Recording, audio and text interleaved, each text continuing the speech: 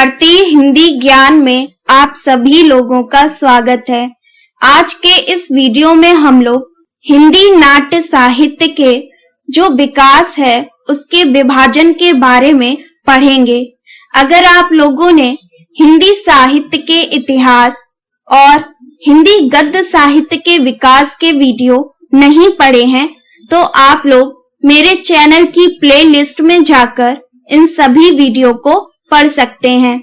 अगर आप चैनल पर नए हैं तो सबसे पहले चैनल को सब्सक्राइब करें और बेल आइकन को प्रेस करें ताकि मेरे आने वाली सभी वीडियो का नोटिफिकेशन आप तक पहुंच सके।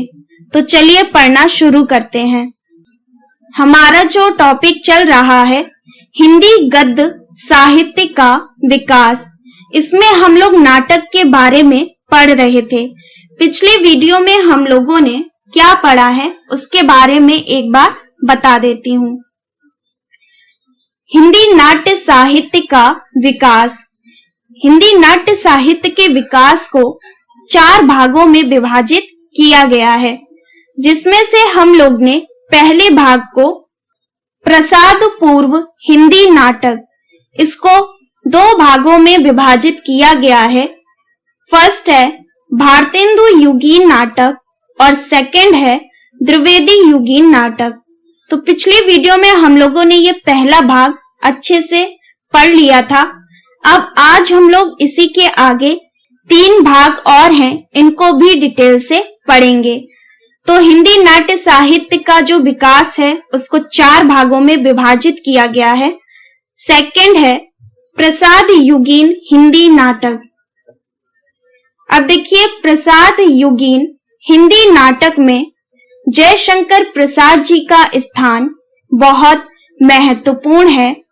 प्रसाद युगीन हिंदी नाटक में जयशंकर प्रसाद जी के आने से हिंदी नाटक को एक नई दिशा मिली है। यह समय ऐसा था जिसमें राष्ट्रीय स्वतंत्रता आंदोलन विकसित हो रहा था और इसके साथ ही सांस्कृतिक राष्ट्रीय चेतना की लहर से साहित्य बहुत प्रभावित हुआ है। जयशंकर प्रसाद जी ने अपने देशवासियों में उत्साह एवं प्रेरणा का संचार करने के लिए अपनी रचनाओं में अतीत के गौरवपूर्ण दृश्यों को समाहित किया है। जयशंकर प्रसाद जी लिखते हैं कि मेरी इच्छा भारतीय इतिहास के अप्रकाशित अंक में से पुनः प्रकांड घटनाओं का दिग्दर्शन कराने की है, जिन्होंने हमारी वर्तमान स्थिति को बनाने का बहुत कुछ प्रयत्न किया है।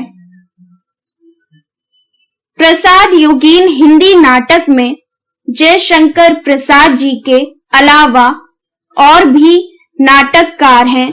इनके नाम निम्नलिखित हैं: नारायण प्रसाद बेताब, बलदेव मिश्र सुदर्शन, लक्ष्मी नारायण मिश्र, वृंदावन लाल वर्मा, उपेंद्र नाथ अश्क आदि कवि हैं।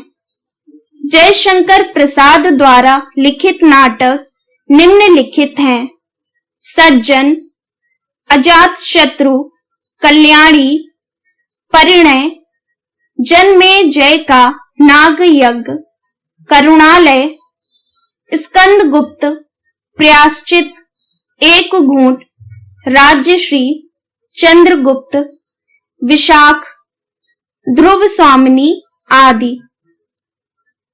सुदर्शन द्वारा रचित नाटक दयानंद है।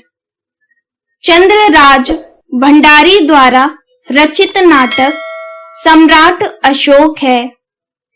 बद्रीनाथ द्वारा रचित नाटक दुर्गावती तुलसीदास है।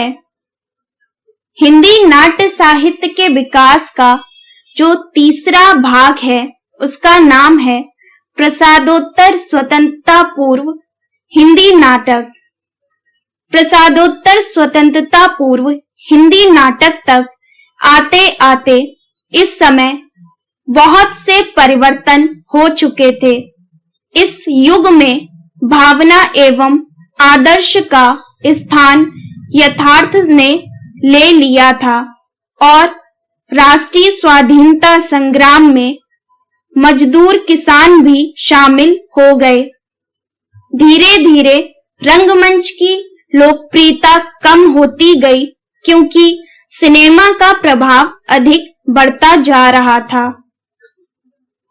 इस युग के प्रमुख नाटककार के नाम निम्नलिखित हैं: गोविंद बल्लभ पंत, हरि कृष्ण प्रेमी, वृंदावन लाल वर्मा, चंद्रगुप्त, विद्यालंकार, उदय शंकर भट्ट, सेठ गोविंद दास आदि हैं। हरि कृष्ण प्रेमी द्वारा लिखित नाटक के नाम इस प्रकार हैं: रक्षाबंधन, प्रतिशोध, उद्धार, शपथ, कीर्ति स्तंभ, आन का मान, शिवा साधना, स्वप्न भंग, आहुति, प्रकाश स्तंभ आदि। सेठ गोविंद दास द्वारा लिखित नाटक कर्तव्य है। चतुरसेन शास्त्री द्वारा लिखित नाटक मेघनाद है। गोविंद बल्लभ पंत द्वारा लिखित नाटक ययाति है। लक्ष्मी नारायण मिश्र द्वारा लिखित नाटक नारद की वीणा चक्रव्यूह है। हिंदी नाट्य साहित्य का जो चौथा भाग है, जिसे स्वतंत्रोत्तर हिंदी नाटक कहा जाता है। स्वतंत्रता के बाद हिंदी नाटकों में जो विशेषताएं दिखाई देती हैं, उनमें आधुनिकता का बोध प्रमुख है। समाज का प्रत्येक व्यक्ति स्वतंत्रता के बाद एक नवनिर्माण की सोच पर विचार करता है, परंतु इस दिशा में बहुत से लोगों को निराशा भी मिली है। आधुनिकता बोध के नाटक, ये इस युग में एक विशेषता के रूप में आप मान सकते हैं। तो इसके बारे में पढ़ते हैं।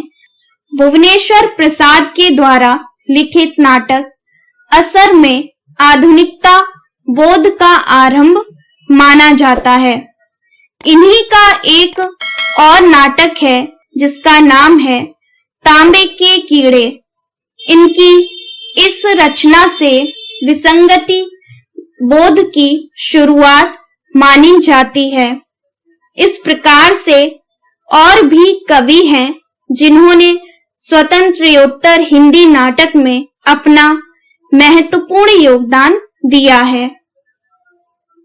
धर्मवीर भारती द्वारा लिखित नाटक अंधा युग है।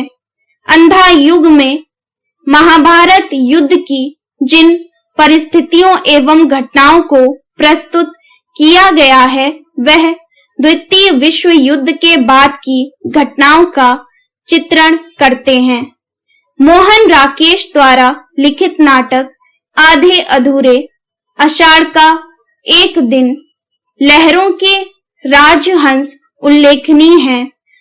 लहरों के राजहंस में गौतम बुद्ध के भ्राता नंद के द्वंद्व को प्रदर्शित करता है।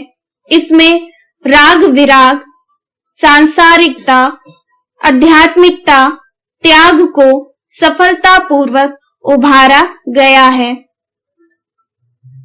भीष्म साहनी द्वारा लिखित नाटक कबीरा खड़ा बाजार में मुआवजे है। ज्ञानदेव अग्निहोत्री द्वारा लिखित नाटक शुतुरमुर्ग है। सर्वेश्वर दयाल सक्सेना द्वारा लिखित नाटक बकरी है। ब्रजमोहन शाह द्वारा लिखित नाटक त्रिशंकु है।